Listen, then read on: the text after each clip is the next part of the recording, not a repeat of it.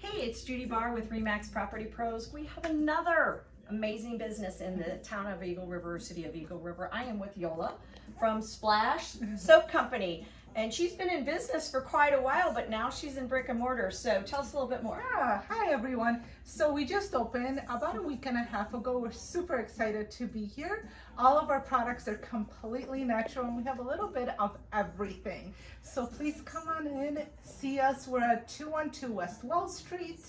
And you can also check us out on our website, which is splashsoapcompany.com. And they've got more than soaps. They've got salts. They've got a man cave. They've got creams and lotions and potions. So come on in and things to soak in your bathtub. Yes. Have a great day, everybody. Come in and see this Thank gal. you. Thank